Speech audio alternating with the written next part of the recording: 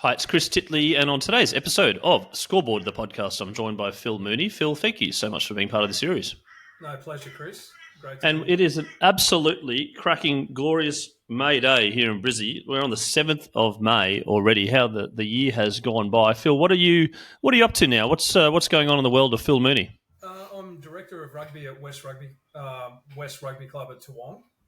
In my role, or at West is a club that our youngest players are in the puppy pack, so they're 3 years old, all the way through to our bullfrogs, who are the golden oldies. So we're a large club. We're based here at Toowong. We've been here since 1961. West is a club that I'm connected to. I played my first game of rugby for West when I was 5 years old, and literally came back here 18 months ago. I was fortunate to spend time overseas and at our old school, Brisbane Grammar. An opportunity presented itself, as I say, 18 months ago, and it's given me the opportunity to come back and work in a terrific community-based club. Yeah, Phil, the opportunity, we'll touch on a few sort of where your career has taken you, but the opportunity to come back to club rugby in a time when rugby is probably not at its peak in terms of popularity at the highest level, but grassroots is still pretty strong. It's a global game, so you've got huge interest globally, but coming back to Australia, we haven't won the Bledisloe Cup for 23 years. We haven't had a World Cup win. A few things going on at the top in terms of the administrational changeovers, etc. Why back to club rugby for you? Yeah, look, as I say, I've always had an emotional connection to West. I grew up playing my rugby here. Um, my father had coached here prior to me being born. So, as I say, it was a club that I have deep connections to. Even when I wasn't directly involved here, it was a place where my two sons played.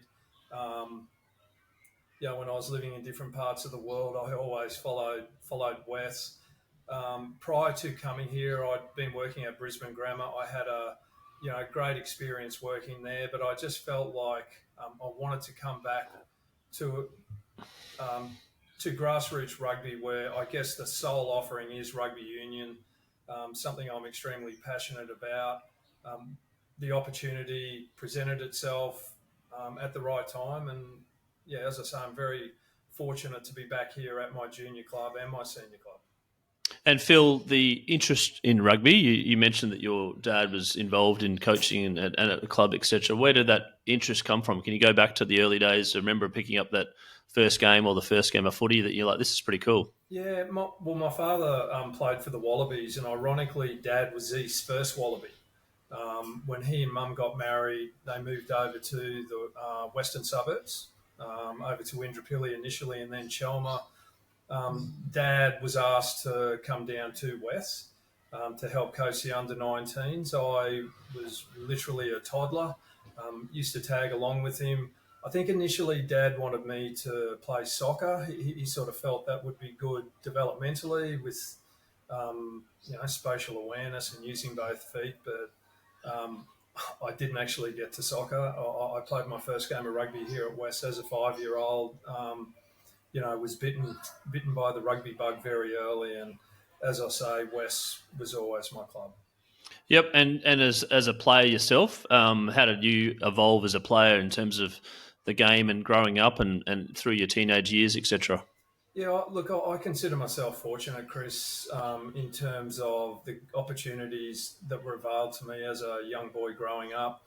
I played in good West teams growing up, and I went to Brisbane Grammar, and I was exposed to, coaches like Alec Evans, Brian Short, Ian Short, etc., etc. So sort of felt like I got a good grounding in rugby through both my club and school experiences. Post-school, I came back to West and played in a Colts team that won a premiership, and within a handful of years, three of my teammates were playing international rugby. So Peter Slattery, who captained Queensland to two Super 10 titles and was a member of the 91 World Cup team.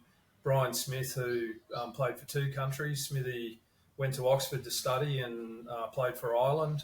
And Paul Carrozza, who went on to play for the Wallabies.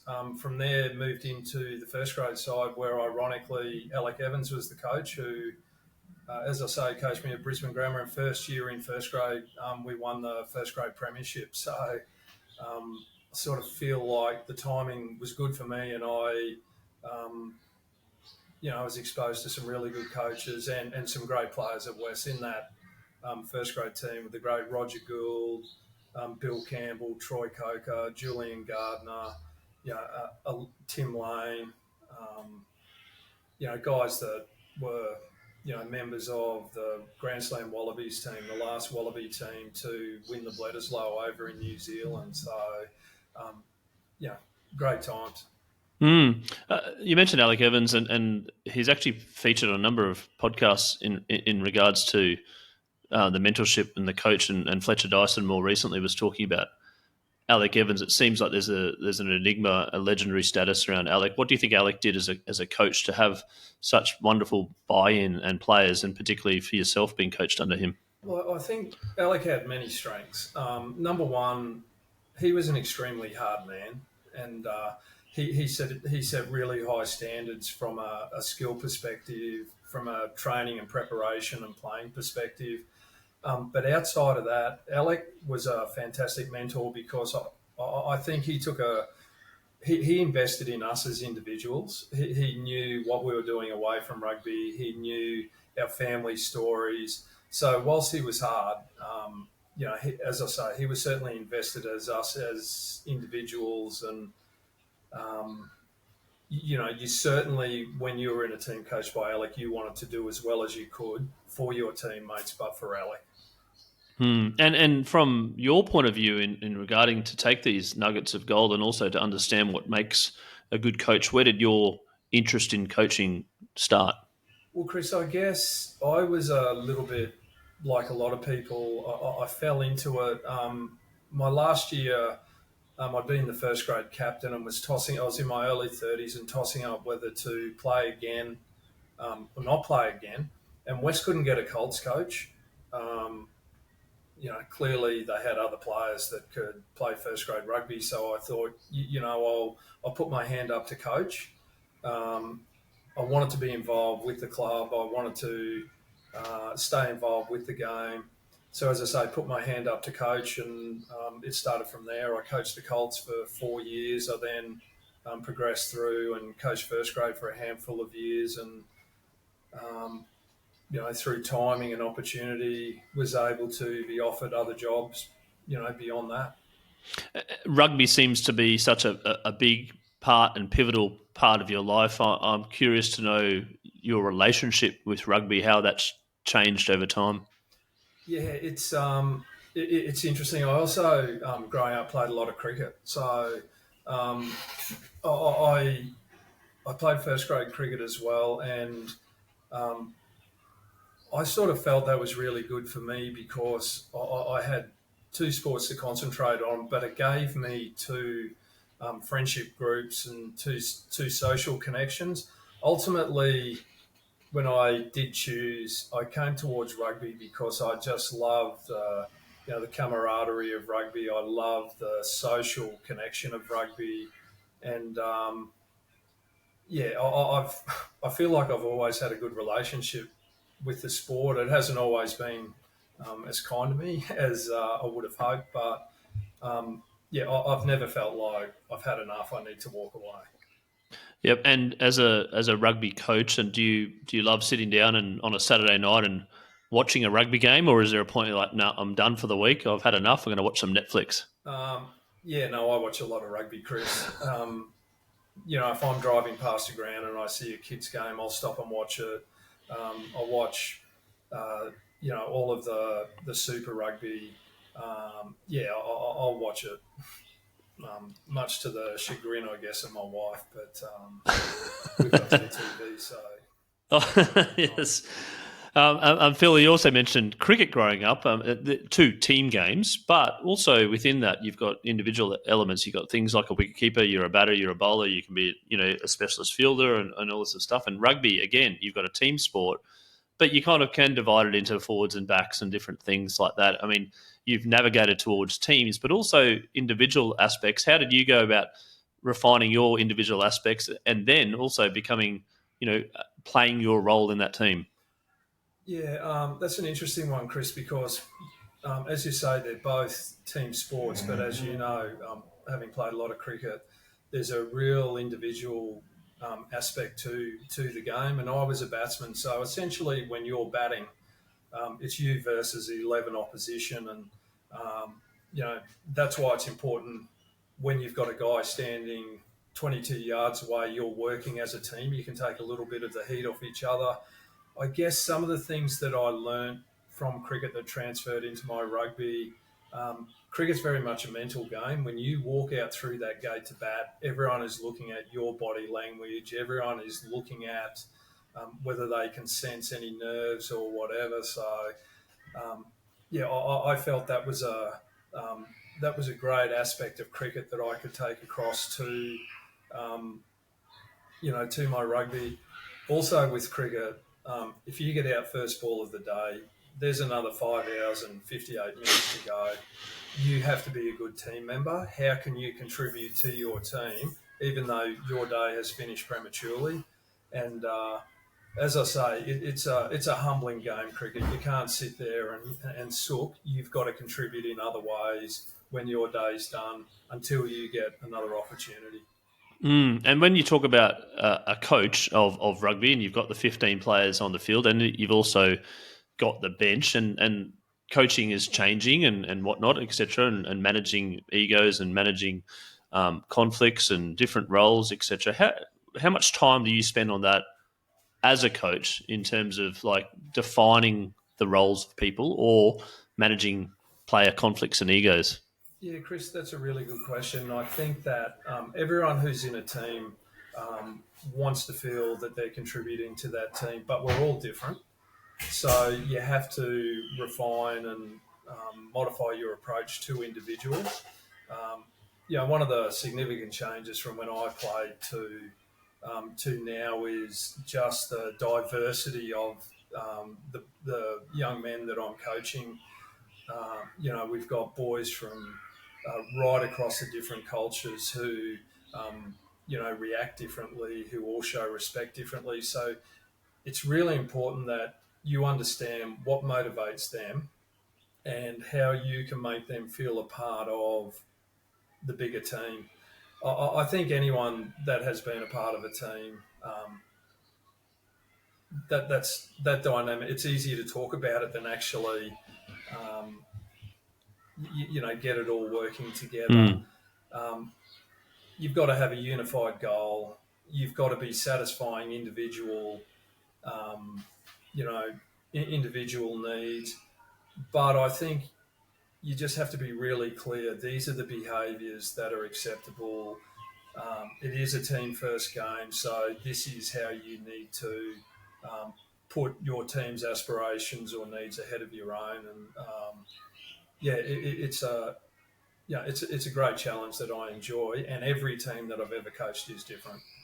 And as you were growing up, we weren't in an era of professionalism, and the money continues to compound in terms of the athletes and the coaches as well, and support staff and clubs and the business of money. But as there is livelihoods on the line in the professional era, have you found that a little bit harder to deal with? I suppose when there is professionalism on the line, and maybe you have a star player that's getting paid lots of money that sort of says, you can tell me what to do. It doesn't really matter. I'll probably get another offer 2 years later at a different club.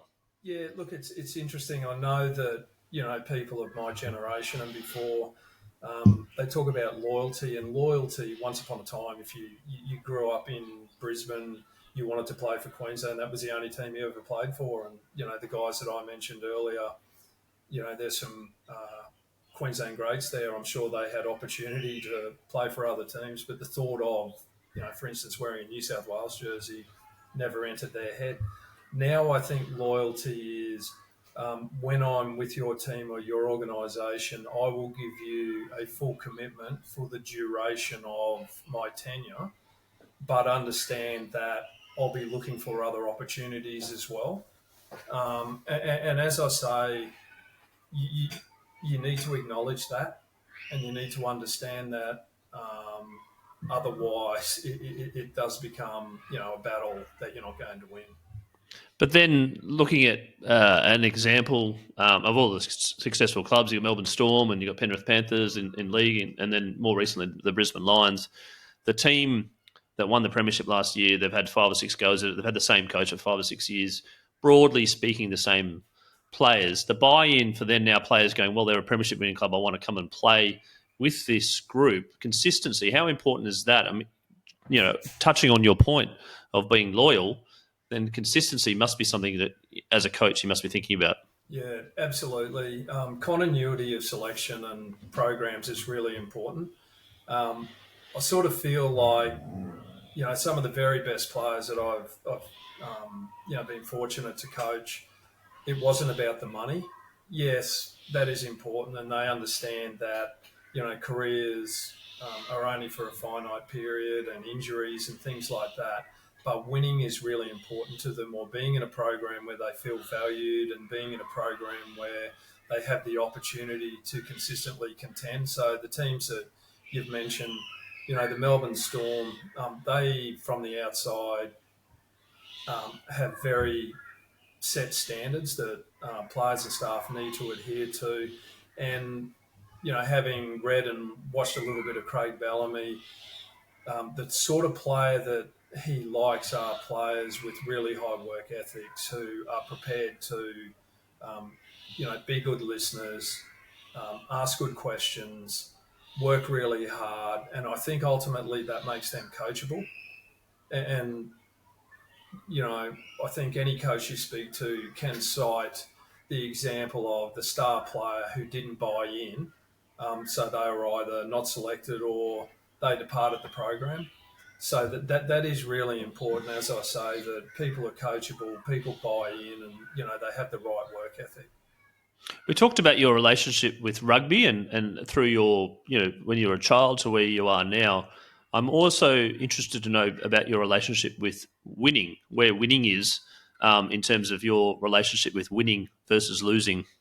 Yeah, look, it's that's a really good question too, Chris. It's I sort of feel that it is contextual. It's if I'm coaching an under-10 team, we're not playing for the World Cup. We're trying to develop a deep love of the game and give young boys and girls the opportunity to experience what's great about the game.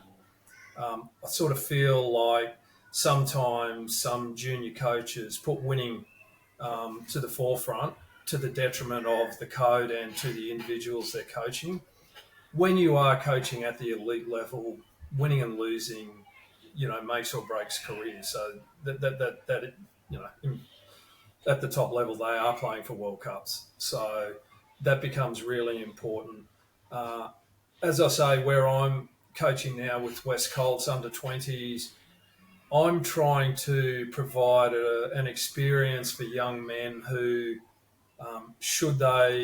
hopefully they stay here at West and they progress to grades. Some have the ability to play first grade and beyond. Some will play second and third grade and contribute to the club over a long period of time.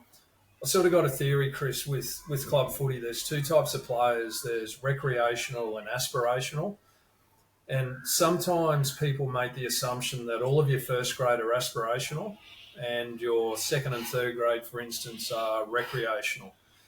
I know a lot of really good rugby players in first grade teams around Brisbane who have, extremely high pressured careers, in law, in finance, in medicine or whatever.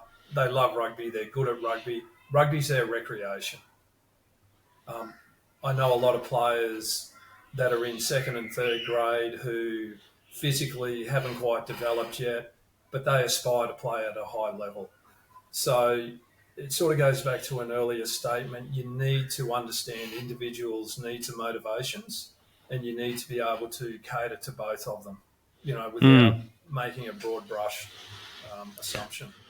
On the aspirational side, moving to the next level, the highest level, playing grade football from the Colts and then up into the professional era. What do you think it takes to become a really good high performance rugby union player?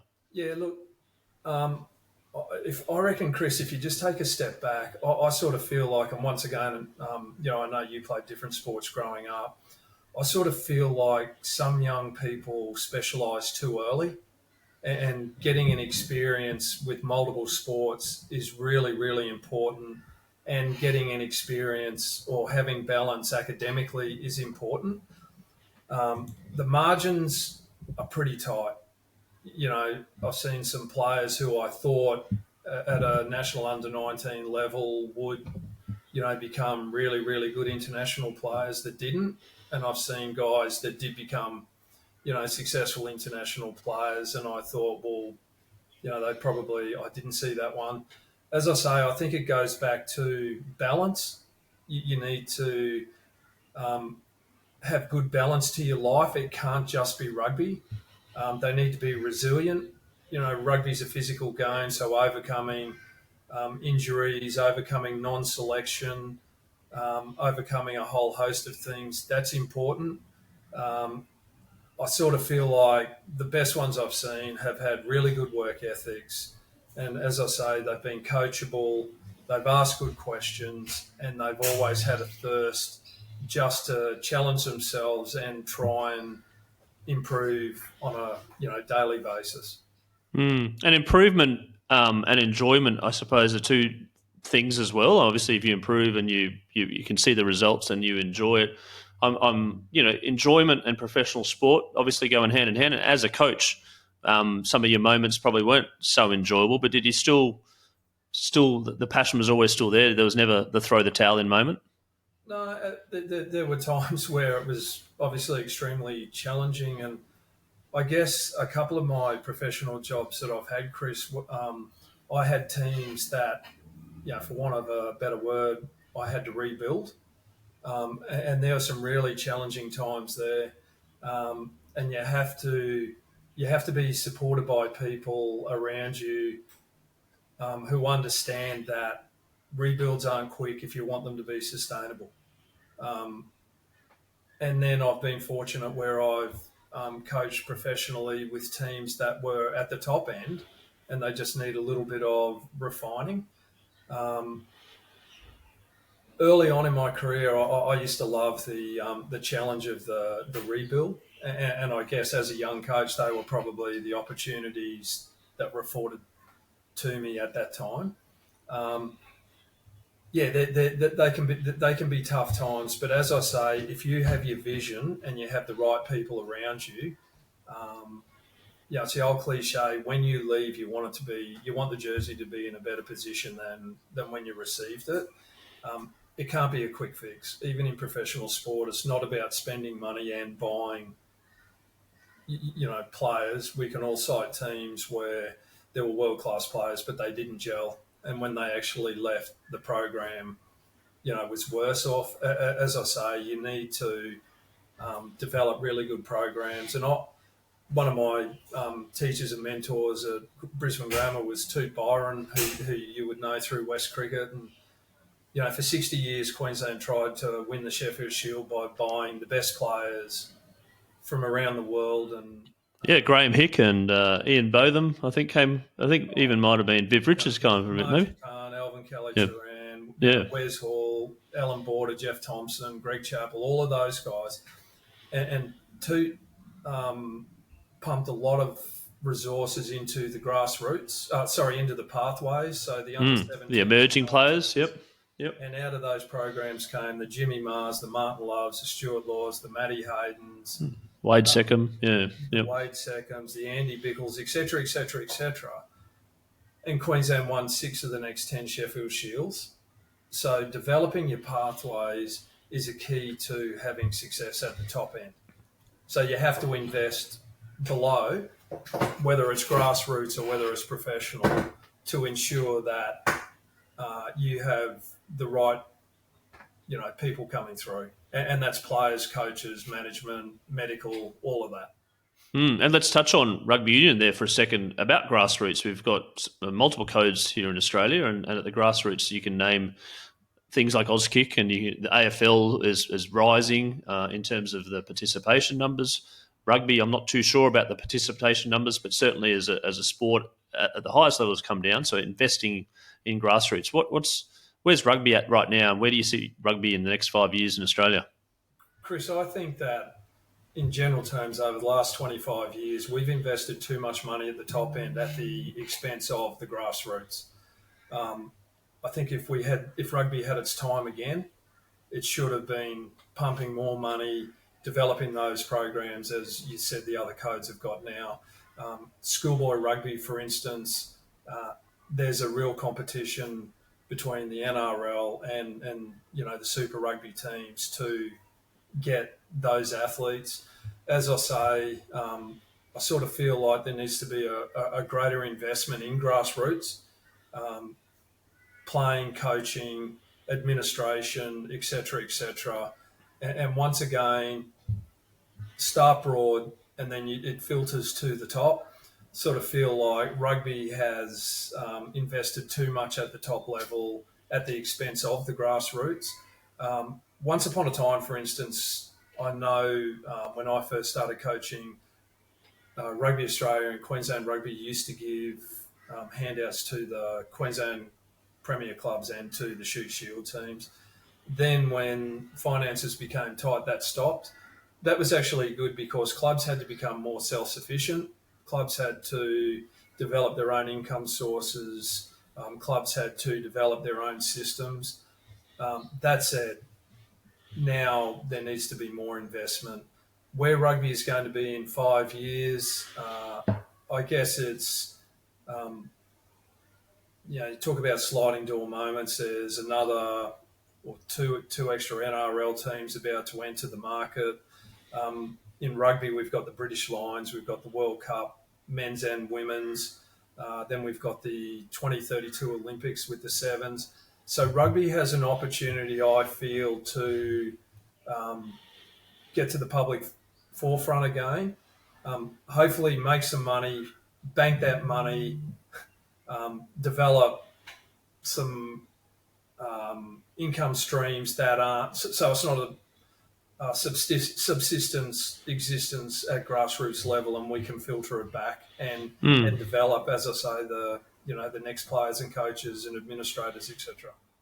Do you think also there's been an element of, when we were growing up, there was this idea that there was a couple of sports obviously on TV and free to air, etc.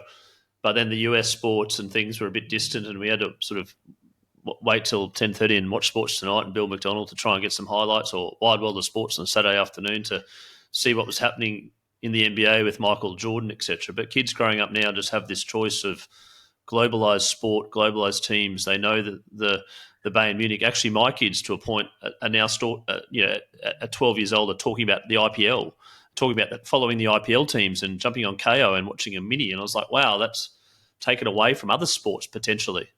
Yeah, absolutely. There's way more choice for viewership. There's probably way more choice for participation as well, for young boys and girls. So it's a highly competitive market, and um, I think the rationale from Rugby Australia or the Australian Rugby Union was always, in this competitive market, we need the Wallabies winning, and that will keep eyeballs or bums on seats.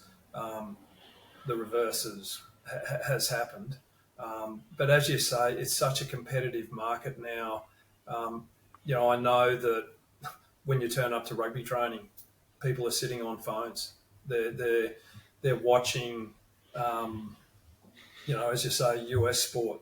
They're watching different things on TikTok. So how we relate, how we provide information as coaches, how we do reviews and previews to young people now is different to what it was, 15 years ago. And it's important, as I say, that coaching and organisations are aware of, these changes, and we're, you know, we are providing those types of opportunities. Yeah, I was just had a chat recently to Mal Watts, who was the CEO of the Brisbane Bullets, and he was really focusing on game day experience. And he said, like, I want kids to go, I want parents to go and kids to go to watch basketball and a game day experience. And they put these big screens up and there's lots of rock music in between and jumping up and down, etc.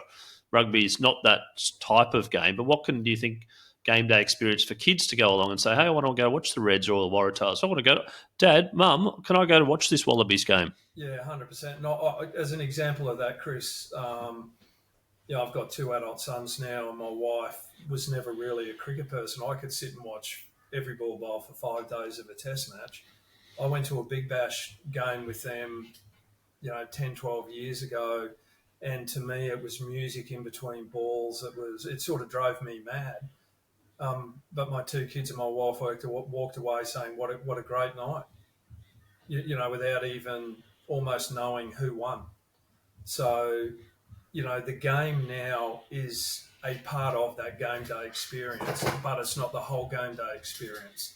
And if you've ever been to Europe or New Zealand and watched international rugby, they're great stadiums, they're fantastic atmospheres, but it's the days leading into the actual game and then game day and then post game which provides such a great experience. And I know as a young boy growing up, afternoon test matches, going to Ballymore for the picnics on the creek bank and the ability to run onto the field after the game when, my parents stayed to have drinks with friends and kick footies and play on the field that the test match had, just taken place on. That they were, they're the memories that sort of help embed a love of the game into me. And I know going to the Gabba, being able to go out onto the field and hit a cricket ball after a day's play was something. So yeah, the sports that can provide a really good game day experience for the spectators ultimately are the sports that will attract people. And basketball, as you said, it's the music, it's the the halftime entertainment, all that sort of stuff. That's really important. And even though the last minute of basketball generally goes for 45 minutes as well, so I suppose they're kind of the entertainment and the intensity levels. And funny you mentioned Ballymore. I was talking to Fletcher Dyson around as a teenage kid. It was always you always want to be the one to get the corner post. Yeah. You run onto the ground and get the corner post and show it to your mates, and then if you put it up to sort of show it to your mates, someone would nick it, and that'd be it. You lose your position. But that's the excitement at the end of the game. And just touching on that, the AFL, the Maccas, that they call the Maccas kick to kick after the game of AFL now. You go onto the ground, you kick a footy for 10 minutes, and it's just packed. So at the end of the game, maybe as a win, lose, or draw, people are, I get to go on the Gabba and kick a goal. Like it's a memorable experience as a child. Phil, speaking of sport, I'm curious to know, you've seen a lot of sport and you've seen a lot of rugby, but your all-time favourite sporting moment? Yeah, that's a really good question. I wouldn't want to say my one all-time favourite. I don't know, but some of the ones that I think about, I remember John Sieben winning the 200-metre butterfly at the '84 Olympics. He broke the world record and literally came from the back of the field to beat this great German swimmer. And ironically, he was coached by Laurie Lawrence, who was an ex-Wallaby. Which people don't remember. Laurie Lawrence is an ex-Wallaby, right? Yeah, I sort of love that. Seeing this Australian, and when they were standing on the blocks, the German was sort of 6'6", and John O'Sieben's, sort of 5'9" or whatever, and he was a state high boy, so he was a good Brisbane local. I still remember, being at the last day of Queensland's first Sheffield Shield win. That was 94, 95. Yep. Yeah, and I remember seeing grown men crying. Their parents had, their dream was to see Queensland win the Sheffield Shield, and being there. I love watching all sport, and the Olympics and some of the great Australian victories at the Olympics. As I said with John O'Sieben, but some of the recent times. I've sort of been fortunate to have lived in different countries as well. And I was in New Zealand when they won the 2011 World Cup. That was great. Wasn't as an Australian particularly. No, but that was their kind of Sheffield Shield moment, right? The chokers, they had got close on so many occasions, and just to see how they reacted, that was unbelievable. So, yeah. And Phil, I asked this on multiple podcasts: is the scoreboard moment, which is a moment in your life, which is just something which you remember distinctly and clearly that potentially has altered the path. It's almost like a sliding doors moment that you remember. Yeah, I guess as a coach, I'd been coaching the Queensland Reds. As I say, they hadn't gone particularly well the year before I started my tenure. I'd been 2 years into the rebuild, and I was told that my services were no longer required. At the time, that was quite a devastating blow to me.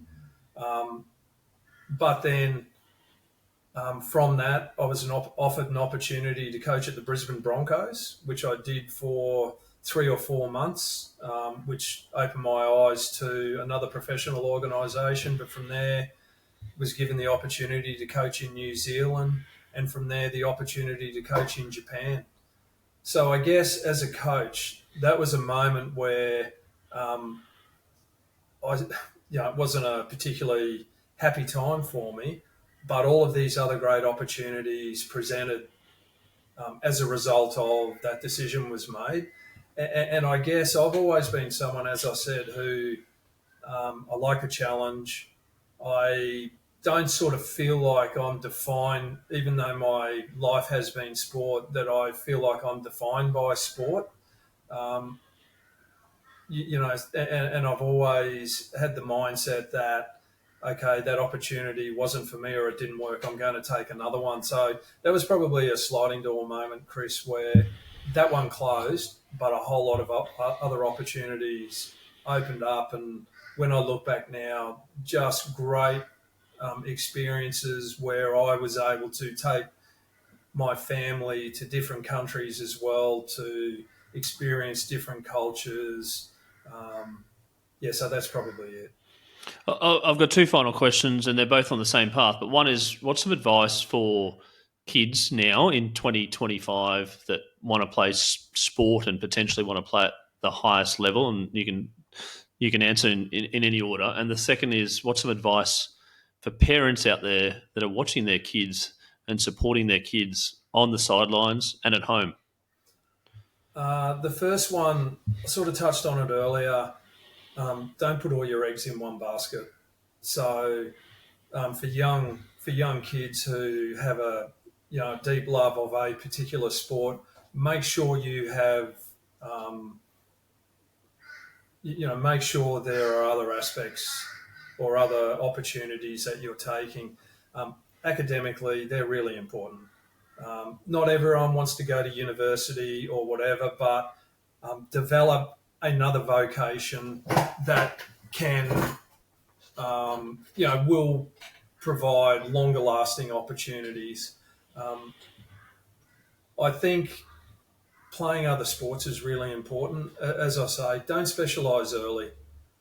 Try all different sports. It doesn't mean, for rugby, for instance, you can't be a professional rugby player at an older age if you have played all these other different sports. Play team sports, do individual sports. They're all great. So as I say, try and be broad early and specialise late. To parents, you have to support your kids. Understand that the conversations you have with your kids are really important. Straight after games, I've seen a lot of well-intentioned parents almost do the debrief to their sons or daughters about what they did well, what they didn't do well. Just understand that young children don't need that pressure. And I know once again, Coming from Brisbane Grammar, the greatest rugby player Grammar's produced is Stephen Moore. Stephen captained the Wallabies in a World Cup final. He played 129 tests. He was in the 14 Cs at Brisbane Grammar.